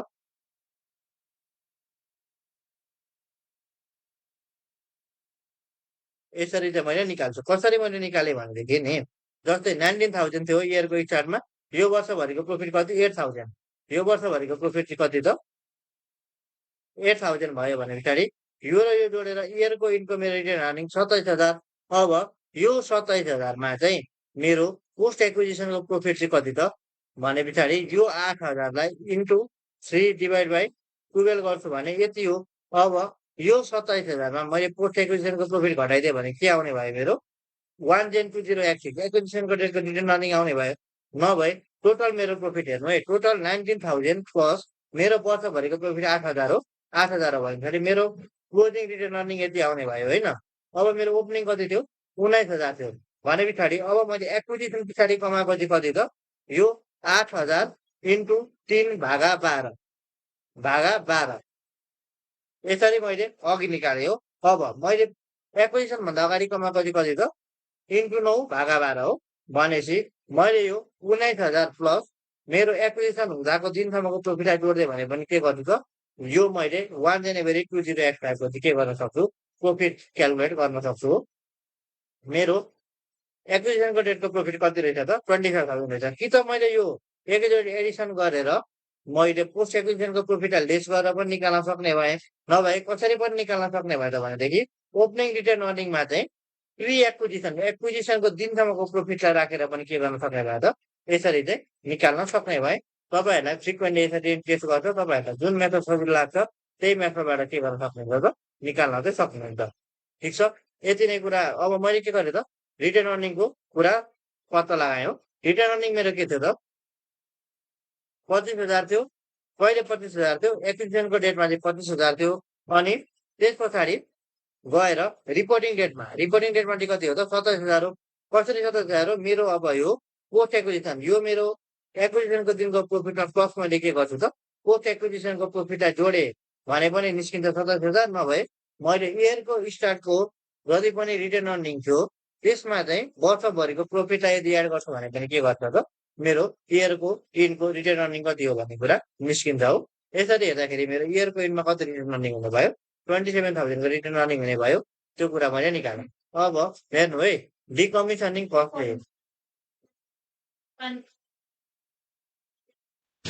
ठिक छ, रिटेन अर्निङको थाहा भयो। अब मैले यहाँनिर के गर्छु त? यसरी मेरो रिपोर्टिङ डेट र एक्विजिसनको डेटमा मैले फर्मुला सेट गरिदिन्छु भने पोस्ट एक्विजिसन रिजर्भ कति हो भन्ने कुरा मैले के गर्दै जान्छु? यसरी मैले हिसाब गर्दै जान्छु हो। अब हेरौँ है, डिकमिसनिङ को प्रोभिजनले गरेर मेरो अर्थात् सब्सिडियरीको एक्विजिसन, सब्सिडियरीको नेट एसेटलाई एक्विजिसनको डेटमा चाहिँ के कति तलमाथि पार्यो त भन्ने कुरा हो। अब हेरौँ, नन करेन्ट एसेट्स मेरो के भएको? अघि मैले पिपीको कस्टमा यसलाई मैले के गरेर गएको? क्यापिटलाइज गरेर गएको हो कि होइन? क्यापिटलाइज गरेर गएको हो। क्यापिटलाइज गरेर गएको भने मेरो एसेट्स बढ्यो। एसेट्स बढ्यो भने पछाडि मेरो के भयो त? नेट एसेट्स पनि बढ्यो। कहिले बढ्यो? एक्विजिसनमा बढ्यो र यति नै एमाउन्टले के गर्यो त? रिपोर्टिङ डेटमा पनि बढ्यो भनेपछि अहिलेको मेरो पिपीमा जोडेको कस्टले मेरो के गर्यो त? नेट एसेट्सलाई बढायो। अर्थात् एसेट्स बढ्यो। एसेट्स बढेको रिजनले गर्दा मेरो नेट एसेट्स बढ्यो, त्यो भएर मैले यसलाई एड गर्छु हो। 4,000 मेरो इयरको स्टार्टमा पनि 4,000, इनमा पनि 4,000 गयो। मेरो पोस्ट एक्विजिसन केही पनि भएन हो। अब प्रोभिजन भनेको त मेरो लाइबिलिटी हो। मेरो लाइबिलिटी हो भने लाइबिलिटीले मेरो नेट एसेट्सलाई के गरेर जाने भयो? घटाएर जाने भयो भने पछाडि यसलाई मैले लेस गर्छु। प्रोभिजन पनि त्यही एमाउन्टको इक्वल एमाउन्टको मैले सेट गरेको थिएँ। प्रोभिजन सेट भयो। यसमा पनि प्रोभिजन के भयो त? पोस्ट एक्विजिसन रिजर्भ चाहिँ केही पनि नदेखिने भयो। ठिक छ? अब मैले गरेको डेप्रिसिएसनले के गर्छ त? मेरो मेरो एसेट्सलाई घटाउँछ। मेरो एसेट्स घट्नु भनेको मेरो नेट एसेट्स पनि घट्नु हो। अब मैले अहिले मेजर गरेको यसलाई मैले फेयर भ्याल्युमा लगेको थिएँ नि 4,000 ले बढाएर। अब यसमा मैले इक्वल एमाउन्टको डेप्रिसिएसन पनि चार्ज गरिदिनु पर्यो हो। डेप्रिसिएसनको हिसाब मैले यहाँ गरिसकेको छु अघि। यसलाई मैले चार्ज गर्छु भने के हुने भयो त? 200 ले मेरो रिपोर्टिङ डेटमा गरेर चार्ज गर्छु नि त डेप्रिसिएसन त। त्यो रिजनले गर्दा 200 को चाहिँ के हुने भयो त? मेरो नेट एसेट्स घटेर जाने भयो 200 ले। र यो अनवाइन्डिङले पनि के हुने भयो त? मेरो प्रोभिजनलाई बढाएर जाने भयो। प्रोभिजन भनेको मेरो लाइबिलिटी हो। लाइबिलिटी हो भने पछाडि के हुने भयो त? मेरो नेट एसेट्स चाहिँ घट्ने भयो। कतिले 80 ले। त्यो रिजनले गर्दा मैले यसलाई घटाइदिएँ। अब मेरो पोस्ट एक्विजिसन यहाँनिर डेप्रिसिएसनमा 200 देखियो र मेरो अनवाइन्डिङमा 200 देखियो। यसरी हेर्दाखेरि टोटल मेरो एक्विजिसनको कति देखियो त? 45,000 देखियो। त्यस पछाडि मेरो रिपोर्टिङ डेटमा कति देखियो? 46,720 देखियो र पोस्ट एक्विजिसनमा चाहिँ कति देखियो त? 1720 देखियो। अब यो पोस्ट एक्विजिसनको कुरालाई मैले के कसरी बाँड्ने त भन्ने कुराकानी म अगाडि गएर गर्छु है त। अब वर्किङ थ्रीमा हामीले के गर्थ्यौँ? गुडविलको कुराकानी गर्थ्यौँ। हामीले के गर्थ्यौँ? गुडविल निकाल्थ्यौँ। गुडविलले केलाई रिप्लेस गर्छ त? यदि हामीलाई यो नन करेन्ट एसेट्सको सेक्सनमा चाहिँ इन्भेस्टमेन्ट इन सब्सिडियरी भनेर दिएको थियो भने के गर्नु पर्थ्यो? त्यसलाई रिप्लेस गर्नु पर्थ्यो। अब दिएको छैन भने के गर्नु पर्छ? गुडविललाई चाहिँ रेकर्ड गरेर जानु पर्यो। अब गुडविल हामीले निकाल्ने तरिका एकदमै सजिलो छ हो। के गर्छौँ सुरुमा? Fair value of consideration paid. Consideration paid मैले कति पैसा तिरेँ त भन्ने कुरा निकाल्छु। मैले के गरेँ? सेयर कन्सिडरेसन पे गरेँ, लोन नोट कन्सिडरेसन पे गरेँ। सेयर कन्सिडरेसनको भ्याल्यु कति हो भन्ने कुरा अघि नै मैले निकालिसकेको छु हो। 32,000 थियो सेयर कन्सिडरेसनको भ्याल्यु। त्यस पछाडि मेरो लोन नोट्सको भ्याल्यु कति हो त? 15,000 हो। यो कुरा पनि मैले अघि नै हिसाब गरिसकेको हो। यो कुरा पनि मैले अघि नै हिसाब गरेको। 15,000 मेरो के हो त लोन नोट्सकै भ्याल्यु हो भने चाहिँ total fair value of consideration कति हो? यो 2 टा कुरालाई एड गर्दाखेरि 47,000 चाहिँ मेरो के हो त fair value of consideration paid हो। त्यस पछाडि मेरो के छ त मैले एनसिआईलाई फेयर भ्याल्यु मेथडमा मेजर गर्नु भनेको के हो त गुडविललाई पनि मैले फेयर भ्याल्यु मेथडमै मेजर गर्छु भने चाहिँ टोटल ग्रुप पे के गर्छु त गुडविललाई क्याल्कुलेट गरेर जाने हो। ग्रुप पे गुडविललाई क्याल्कुलेट गर्दाखेरि मैले के गर्छु एनसिआईलाई पनि इन्क्लुड गर्नु पर्यो। एनसिआईलाई इन्क्लुड गर्छु भने पछाडि मेरो एनसिआई कति हो 9,000 हो। यो कुरा मैले कसरी थाहा पाएको? अघि मैले यो टोटल नम्बर अफ एनसिआईको सेयरलाई के गरेँ त सब्सिडियरीको सेयर प्राइसले मल्टिप्लाई गरे पछाडि आएको भ्याल्यु हो कि होइन यो? यो त्यसरी आएको भ्याल्युलाई एड गरेँ। यति गरे पछाडि कम्पनीको के गर्यो 100% भ्याल्यु निस्क्यो कि निस्केन? यो मैले 75% लाई पे गरेको पैसा, यो मेरो 25% को चाहिँ के हो त 25% को भ्याल्यु भने चाहिँ 100% भ्याल्यु हो। 100% भ्याल्युमा अब यो जुन मैले एक्विजिसन यो सब्सिडियरीलाई किनेको दिनमा सब्सिडियरीको टोटल एसेट नेट एसेट कति थियो त 45,000 थियो भनेपछि 100% भ्याल्यु मेरो कति हो त यति हो। यसरी मैले डिडक्ट गर्छु भने मैले के गरेँ त टोटल 56,000 रुपियाँ तिरेँ। कतिको यो नेट एसेसको लागि 45,000 को लागि भने पछाडि 11,000 जुन चाहिँ मेरो एक्सेस मैले कन्सिडरेसन चाहिँ केको लागि तिरेँ त भने पछाडि जति पनि मैले एक्सेस कन्सिडरेसन तिर्छु त्यो चाहिँ मेरो के हो त गुडविल हो। मेरो भन्नाले सब्सिडियरीको गुडविल हो। अब मैले के गर्न पाउँछु आइएस 38 अनुसार चाहिँ पर्चेज गुडविललाई मैले रेकर्ड गरेर जानु पर्यो। अब यो गुडविललाई चाहिँ मैले के गर्छु त मेरो नन करेन्ट एसेसमा लगेर रेकर्ड गर्छु। त्यसलाई मैले कसरी रेकर्ड गर्छु भन्ने कुरा हामी जब फाइनान्सियल स्टेटमेन्ट ड्राफ्ट गर्न स्टार्ट गर्छौँ एकैछिनमा तब हामी हेर्छौँ भने चाहिँ गुडविलको भ्याल्यु हाम्रो कति आयो यहाँदेखि 11,000 आयो हो। अब वर्किङ फर्ममा हामीले के गर्छौँ एनसिआई निकाल्छौँ। एनसिआई हामीले के गर्न सक्छौँ त अघि हामीले एनसिआई एक्विजिसन कति थियो भन्ने कुरा निकालिसक्यौँ हो। भनेपछि अब एनसिआई एट रिपोर्टिङ डेट चाहिँ कति छ त भन्ने कुरा वर्किङ फर्ममा निकाल्छौँ। रिपोर्टिङ डेटमा एनसिआई निकाल्नलाई के गर्नु पर्यो त वर्षभरि कमाएको प्रोफिट मध्ये एनसिआईको सेयर एनसिआईलाई के लगेर दिनु पर्यो र त्यसलाई जोडेर हेऱ्यौँ भने हामीले के निकाल्न सक्छौँ एनसिआई एट रिपोर्टिङ डेट निकाल्न सक्छौँ हो। अब एनसिआईको फेयर भ्याल्यु एक्विजिसनमा कति थियो भन्ने कुरा हामीले 9,000 थियो। यो कुरा हामीले कहाँ निकालेको यहाँ निकालेको त्यही एनसिआईको सेयरको प्राइसलाई के एनसिआईको नम्बर अफ सेयरलाई के गरिदिएको त हामीले सब्सिडियरीको सेयरको प्राइसले मल्टिप्लाई गरेको हो। त्यस पछाडि हामीले के गर्यौँ त अब वर्षभरि हाम्रो सब्सिडियरीले कति कमाएको हो मैले यहाँनिर फर्मुला सेट गरेँ। अब यसले के देखाउँछ त भनेदेखि पोस्ट एक्विजिसन रिजर्भ भनेको हामीले एक्वायर गरिसके पछाडि एनसिआई भयो त्यहाँ पोस्ट एक्विजिसन रिजर्भ 1720 हो। पोस्ट एक्विजिसन रिजर्भ हामीले कसरी निकाल्यौँ एक्विजिसनको डेटको नेट एसेसमा रिपोर्टिङ डेटको नेट एसेसलाई घटाएर हामीले पोस्ट एक्विजिसन रिजर्भ निकालेको थियौँ। जसको टोटल चाहिँ कति आएको थियो त 1720 आएको थियो। 1720 मा यो जुन पनि पोस्ट एक्विजिसनमा हामीले कमाएको कुरामा 75% डार्जिलिङ कम्पनी अर्थात् प्यारेन्ट कम्पनीको हो भने 25% त एनसिआईको। अब यसको के गरेको त हामीले सर्लक्क यसलाई के गरेको त उसको 25% दिएको हो। यसरी दिँदाखेरि 430 उसको के हो त NCI percentage of post acquisition reserve of subsidiary भन्दा हामीले के गर्यौँ त 25% उसलाई एलोकेट गर्यौँ। यसरी एलोकेट गर्दाखेरि हाम्रो टोटल चाहिँ कति आयो 9430 आयो हो। हाम्रो रिपोर्टिङ डेटमा सब्सिडियरीको क्यारिङ एमाउन्ट कति हुने भयो त 9430 हुने भयो। अब हाम्रो लास्ट वर्किङ हामीले के गर्छौँ त ग्रुप रिटेन अर्निङ अर्निङमा चाहिँ हामीले के गर्छौँ त टोटल रिटेन अर्निङ हाम्रो यो यसले केलाई रिप्लेस गरिदिन्छ त यहाँनिर इक्विटी सेक्सनमा देखेको रिटेन अर्निङ छ नि यसलाई चाहिँ हामीले के गर्दैछौँ ग्रुप रिटेन अर्निङ भन्दा कमन टोटल रिटेन अर्निङ देखाएर यसलाई हामीले रिप्लेस गरिदिने हो। भने पछाडि अब हेरौँ है हामीले यसको हिसाब गर्न के गर्छौँ त हामीले अगाडि एडजस्टमेन्टको पार्टको भिडियोमा के भनेको छौँ त्यसलाई हामीले कसरी एडजस्ट गर्ने प्यारेन्टको 100% रिटर्न अर्निङ दिनु पर्यो हो। प्यारेन्टको 100% रिटर्न अर्निङ कति हो त यो 20,000 प्लस 16,000 हो। यो 20,000 के हो त ओपनिङ रिटर्न अर्निङ र 16,000 के हो त इयर वर्षभरिको प्रोफिट हो। मैले रिटर्न अर्निङ निकाल्नु पर्यो भने कसरी हिसाब गर्छु त opening retained earning plus profit for the year minus dividend paid. अब यहाँनिर त केही पनि डिभिडेन्ड पे गरेको छैन भने पछाडि मेरो 100% रिटर्न अर्निङ यो वर्षको क्लोजिङ रिटर्न अर्निङ 36,000 हो। अब के गर्छु त parent percentage of post acquisition earning यो जुन माथिको पोस्ट एक्विजिसन अर्निङ मैले हिसाब गरेको छु नि यसमा अघि सब्सिडियरीले त आफ्नो हिस्सा लिइसक्यो 25% भने पछाडि प्यारेन्टले पनि त आफ्नो हिस्सा लिनु पर्यो। प्यारेन्टले पनि आफ्नो के गर्नु पर्यो 75% एक्विजिसनबाट लियो सब्सिडियरीबाट लिने कुरा के गर्यो त यहाँनिर गरेर लियो 290 के गर्यो त हाम्रो सब्सिडियरी को कमाइको हाम्रो हिस्सा कति लिएको हामीले 290 अर्थात् 75% लिएको कतिको यो पोस्ट एक्विजिसन अर्निङ 1720 को चाहिँ के गरेको त 75% लिएर लिएको हो। अब हामीले के गर्नु पर्यो लोन नोट्सको इन्ट्रेस्टलाई अघि रेकर्ड गरेको थिएन भने पछाडि यो इन्ट्रेस्टलाई पनि हामीले रेकर्ड गरिदिनु पर्यो। यहाँनिर हिसाब गरेको हामीले लोन नोटको इन्ट्रेस्टलाई रेकर्ड गर्नु पर्यो। लोन नोटको इन्ट्रेस्टले त मेरो के गर्छ प्रॉफिटलाई घटाउँछ भन्नुको मतलब के हो त यो इन्ट्रेस्ट त मैले तिर्नै हो नि त। इन्ट्रेस्ट तिर्ने भने पछाडि यो मेरो कस्ट हो। कस्टले मेरो प्रॉफिटलाई घटाउँछ भने पछाडि प्रॉफिटलाई घटाउँछ भने चाहिँ के हुने भयो रिटर्न अर्निङ अमाउन्ट पनि घटाउने भयो 300 मा रिटर्न अर्निङ घट्ने भयो। अनि अहिले हामीले पर्फ हिसाबको क्याल्कुलेट गरेको केसमा के थियो त हाम्रो प्यारेन्ट चाहिँ सेलर थियो। प्यारेन्ट सेलर थियो भने के थियो त प्यारेन्टले के गरेको छ अघि आफ्नो बुक्समा प्रॉफिट बुक गरेको छ। उसको बुकबाट के गरिदिनु पर्यो त अनरियलाइज प्रॉफिटको पोर्सन चाहिँ हामीले घटाएर जानु पर्यो। अनरियलाइज प्रॉफिटको पोर्सन हामीले कति क्याल्कुलेट गरेको थियौँ अघि? अनरियलाइज प्रॉफिटको पोर्सन चाहिँ हामीले 800 क्याल्कुलेट गरेको। 800 बराबरको के गरिदिनु पर्यो पर्फ अथवा अनरियलाइज प्रॉफिट चाहिँ हामीले के गरिदिनु पर्यो? रिटर्न अर्निङबाट यसलाई डिडक्ट गरिदिनु पर्यो। यसलाई हामीले डिडक्ट गरिदिनु। त्यस पछाडि के छ त अब share of profit of associate लिनु पर्यो। केही हिस्सा उसले एज अ डिभिडेन्ड के गरिसकेको थियो बुक गरिसकेको थियो भने त्योभन्दा बाहेक रिमेनिङ हिस्सा चाहिँ हामीले के गरिदिएको बुक गरिदिएको। यो हिस्सा हामीले अहिले कसरी क्याल्कुलेट गरेको थियौँ यहाँनेरि गएर चाहिँ हाम्रो टोटल जति कमायो त्यो कमाइमा डिभिडेन्ड तिरेको पैसा लेस गर्यौँ किनभने हामीले डिभिडेन्डमा आफ्नो हिस्सा अघि नै बुक गरेको थियौँ। लेस गरेर आएको यति एमाउन्टलाई हामीले के गरिदियौँ त share of profit of associate त्यसले के गर्ने भयो मेरो मेरो चाहिँ प्रॉफिटलाई बढायो। किन यो भनेको त मेरो share of profit of associate भनेको त मेरो इन्कम हो। इन्कमले प्रॉफिटलाई बढायो। प्रॉफिट बढेपछि मेरो रिटर्न अर्निङ बढ्छ र यही एमाउन्टले के गर्छ त मेरो इन्भेस्टमेन्ट इन एसोसिएटको क्यारिङ एमाउन्ट पनि बढेर जान्छ हो। यसरी हेर्दाखेरि मेरो रिटर्न अर्निङ मैले कसरी हिसाब गरेँ यहाँनेरि मैले जोड्नुपर्ने कुरालाई जोडेँ र घटाउनु पर्ने कुरा के थियो त एउटा चाहिँ इन्ट्रेस्ट अन लोन नोट थियो र अर्को चाहिँ के थियो पर्फको कुरा थियो। दुईटा कुरालाई एडजस्ट गरेर मैले के गरेको छु ग्रुप रिटर्न अर्निङ निकालेँ। अब हेरौँ अब यति कुराकानी हामीले बुझिसक्यौँ हो। हामीले ब्याकग्राउन्ड हेऱ्यौँ, ब्याकग्राउन्ड पछि गएर नोट्स गर्यौँ, नोट्सलाई के गरी केलाई भन्छ अब त फाइनेन्सियल स्टेटमेन्ट बन्यो। एकदमै आनन्दले बन्यो है।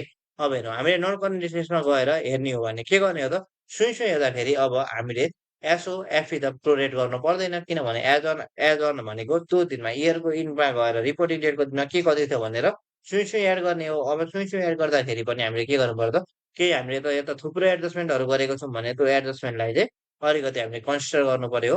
अब पिपिईको केसमा हामीले हेर्छौँ भने कस्तो देखिन्छ त पिपिई हाम्रो प्यारेन्ट्सको यहाँनिर हेरौँ त कति छ 75,200 छ र सब्सिडीको 31,500 छ। यो दुइटा हामीले शून्य जोड्छौँ र एडजस्टमेन्ट अघि हामीले गरेको एडजस्टमेन्टलाई हेर्नु पर्यो। अब यसलाई हेर्ने हो भने कस्तो देखिन्छ त यो 75,200 प्लस 31,500 मैले गरेँ। त्यस पछाडि अहिले के भएको छ मेरो 4,000 ले मेरो के भएको छ डिकमिसनिङ कस्टलाई मैले प्लानमा क्यापिटलाइज गरेको छु हो। त्यसले गर्दा मेरो के हुने भयो त एसेट्स बढ्ने भयो।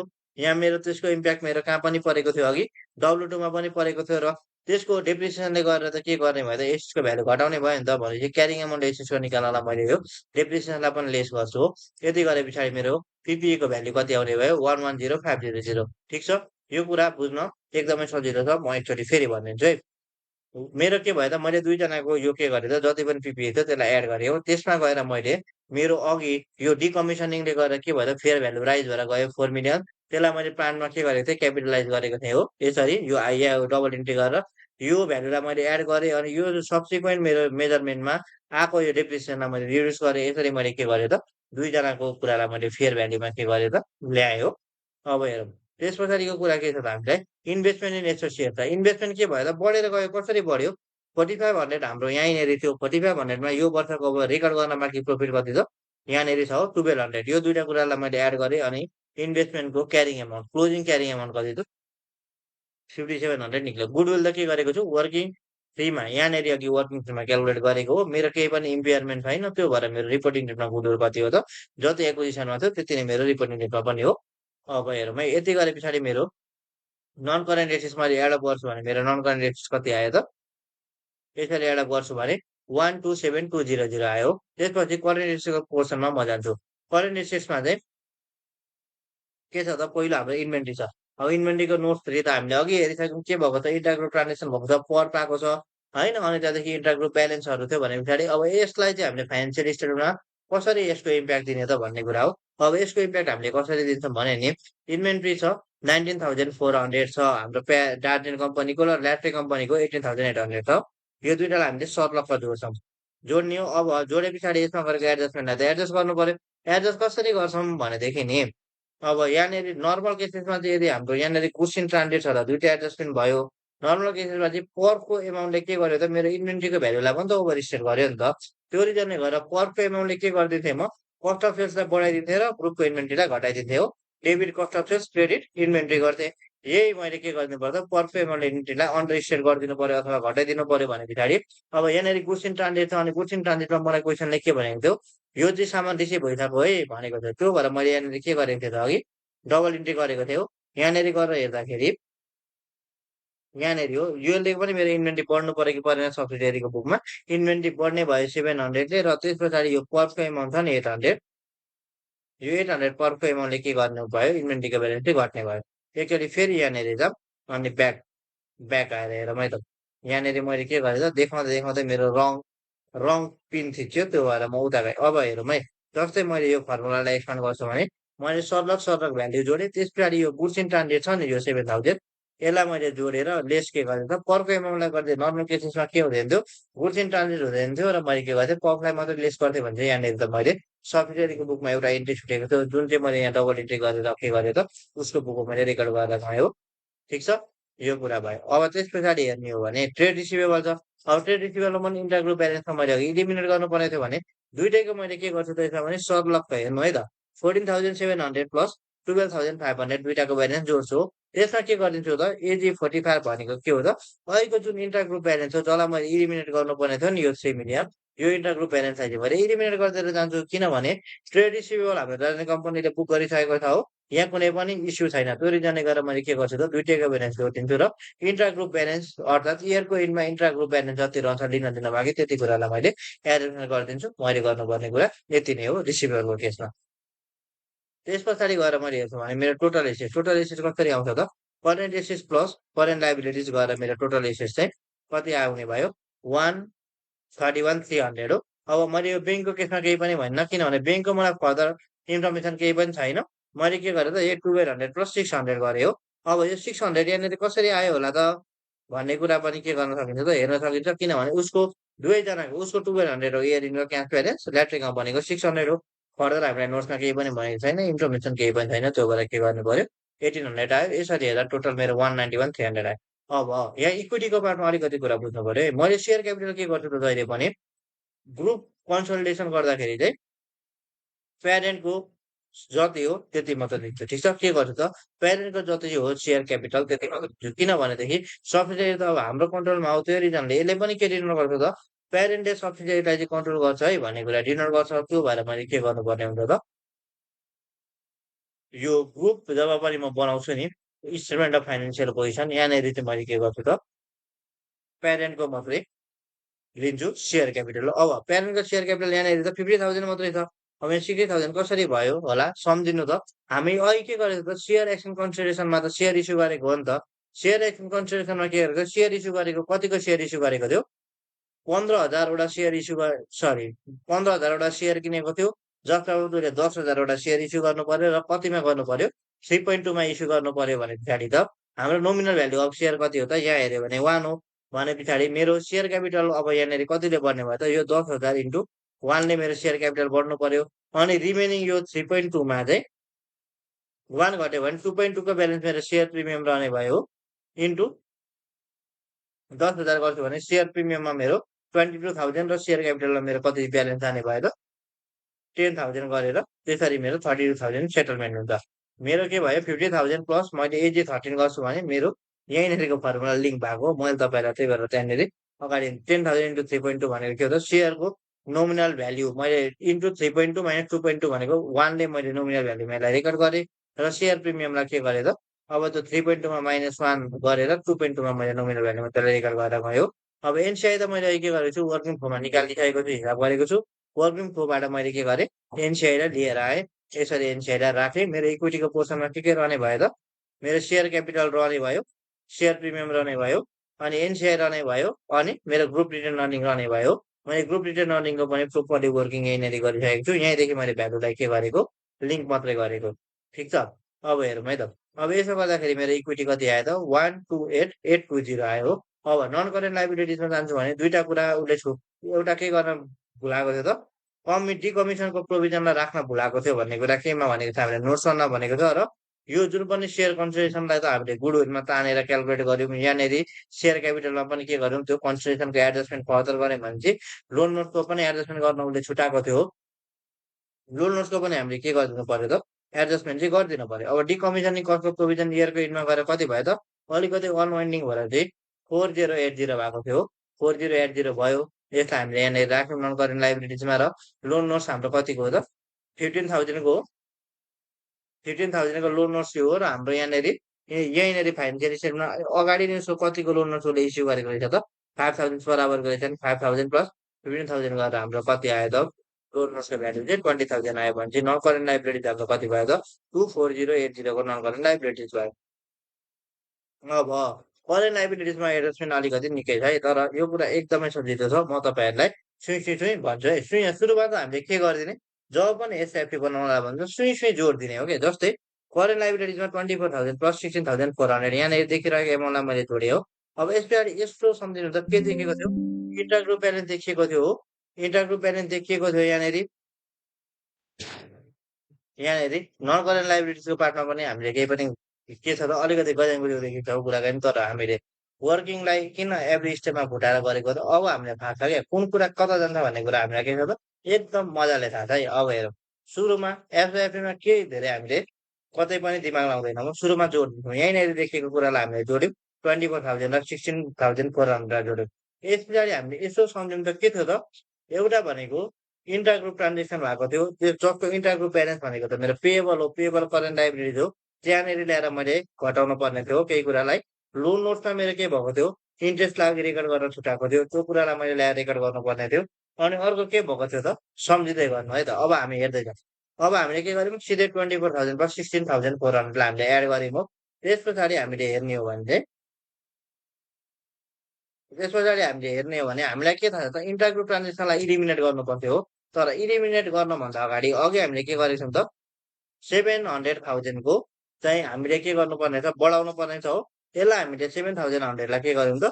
एड गर्यौँ अनि एड गरेर के गर्यौँ? इन्टरग्रुप ब्यालेन्स सेयर इनमा भएको 3,000 लाई हामीले डिडक्ट गर्यौँ अथवा लेस गर्यौँ। किन? पेएबल उता हामीले रिसिभेबल इलिमिनेट गर्यौँ, यता पेएबल इलिमिनेट गरिदिएको र यो 700,000 हाम्रो गुड्स इन ट्रान्जिटको एमाउन्ट हो। यो त के भएन? यो अघि हामीले यहाँ डबल इन्ट्री गरेर इम्युनिटीमा पनि रेकर्ड गरेको हो नि त भनेपछि इभेन पेएबल रेकर्ड हुनु पर्यो हो। यसको बराबर पेएबल रेकर्ड गरेको र इन्टरग्रुप ब्यालेन्स हामीले डिडक्ट गरेर चाहिँ गएको हो। अब यस पछाडि हामीले अरू के गर्यौँ त? इन्ट्रेस्ट अन लोन नोट पनि हाम्रो के हो त? करेन्ट लाइबिलिटिज हो र करेन्ट लाइबिलिटिजमा यसलाई हामीले एडिसनली जोड्थ्यौँ हो। यसरी जोडेर हेर्दाखेरि हाम्रो अब के भयो त? टोटल हाम्रो करेन्ट लाइबिलिटी चाहिँ 38,400 को हुने भयो। यसमा कतिवटा कुरा रहेछ त? सुरुमा दुईजनाको ट्रान्जेक्सन, त्यस पछाडि हाम्रो गुड्स इन ट्रान्जिट भएको रिजनले पेएबल बुक गर्नुपर्ने कुरा, त्यस पछाडि लोन नोट्सको इन्ट्रेस्टको कुरा, अनि त्यस पछाडि चाहिँ इन्टरग्रुप ट्रान्जेक्सनमा पेएबलको घटाउनु पर्ने कुरा रहेछ। तिनवटा कुरालाई हामीले एडजस्ट गरे पछाडि 38,400 आयो र हामीले अब total assets plus liability total equity plus liability हेर्ने भने कति आयो त? 91,300 आयो। अब यसलाई हामीले चेक गर्ने हो भने total assets minus total equity plus liability 0 आयो भने पछाडि हाम्रो के भयो त? ब्यालेन्स सिट पनि ब्यालेन्स भएर गयो। अब तपाईँहरूबाट चाहिँ मैले के एक्सपेक्ट गर्छु भने तपाईँहरूले यो भिडियोलाई हेर्नुहुन्छ अनि मेरो एप्रोचमा चाहिँ हजुरहरूले फिडब्याक दिनुहुन्छ भन्ने मलाई लाग्छ र तपाईँहरूले यदि भिडियो हेर्नुभयो भने मलाई चाहिँ फिडब्याक डिरेक्टली यहीँ युट्युबमा कमेन्ट गरेर अथवा इन्स्टाग्राम, फेसबुक, लिङ्कडिन जतै पनि तपाईँहरूले दिन हुनेछ र तपाईँहरूको फिडब्याक अनुसारले म अगाडि आउने भिडियोहरूलाई चाहिँ त्यही अनुसारले बनाउँदै जान्छु। र मेरो एप्रोच चाहिँ म हजुरहरूलाई क्लियरली भन्नुपर्दा चाहिँ म के गर्छु त? अगाडि नै क्वेसनलाई ड्राफ्ट गर्छु र एभ्री इन्फर्मेसनलाई केलाउन विथिन अ टाइम फ्रेम म के गर्छु त? केलाउनलाई ट्राई गर्छु ताकि तपाईँहरूलाई चाहिँ अब क्वेसन त ड्राफ्ट गर्न सक्नुहुन्छ। कन्फ्युज भएको टपिकहरूमा तपाईँले इनफ टाइम दिन पाउनुहोस् भन्ने कुरा हो। अब आउने भिडियोहरूमा म तपाईँहरूलाई इक्जामिनर रिपोर्ट, त्यस पछाडि लिएर गएर अरू एडिसनल मटेरियल्सहरू अनि मेजरली चाहिँ हामी क्वेसन ड्राफ्टिङ अथवा एन्सर ड्राफ्टिङमै फोकस भएर चाहिँ हामी अगाडिको एक्जामलाई लिड गर्छौँ। Thank you for watching guys. Thank you very much. Good night.